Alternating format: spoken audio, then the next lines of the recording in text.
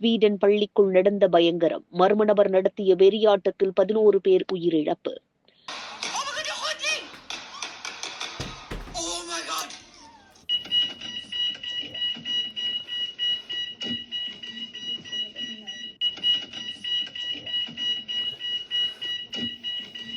ஸ்வீடனில் உள்ள பள்ளியில் புகுந்து மர்ம நபர் நடத்திய துப்பாக்கிச் சூட்டில் 11 பேர் உயிரிழந்த சம்பவம் பெரும் அதிர்ச்சியை ஏற்படுத்தியிருக்கிறது. ஸ்வீடன் தலைநகர் ஸ்டாக்ஹோமிலிருந்து 200 கிலோமீட்டர் தொலைவில் உள்ள ஒரேப்ரோ நகரில் ரிஸ்பெக்ஸ்கா என்ற மேல்நிலைப் பள்ளியில் 100க்கும் மேற்பட்ட குழந்தைகள் பயின்று வருகின்றனர். இந்த நிலையில் பள்ளி வழக்கம் போல் நேற்று செயல்பட்டுக் கொண்டிருந்தது. அப்போது பள்ளி வளாகத்துக்குள் புகுந்த மர்ம நபர் ஒருவர் திடீரென துப்பாக்கியால் சுடத் தொடங்கினார். இந்த துப்பாக்கிச் சூட்டில் 11 பேர் உயிரிழந்தனர். மேலும் பலர் காயமடைந்தனர். இந்த சம்பவத்தை பார்த்தவர்கள் உடனடியாக காவல்துறையினருக்கு தகவல் கொடுத்தனர். சம்பவ இடத்திற்கு விரைந்து வந்த காவல்துறையினர் காயமடைந்தவர்களை மீட்டு அருகில் உள்ள மருத்துவமனைக்கு அனுப்பி வைத்தனர்.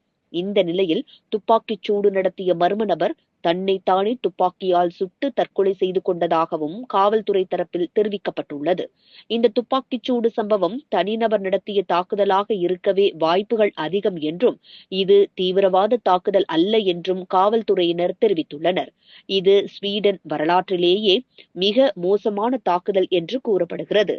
நாட்டுக்கு இது மிகவும் வலி மிகுந்த நாள் என்று ஸ்வீடன் பிரதமர் உல்ஃப் கிறிஸ்டர்சன் தனது இரங்கல் செய்தியில் குறிப்பிட்டிருக்கிறார். பள்ளிக்குள் சென்று மர்ம நபர் நடத்திய வெறியாட்டத்தில் 11 பேர் உயிரிழந்த சம்பவம் பெரும் அதிர்ச்சியை ஏற்படுத்தியிருக்கிறது.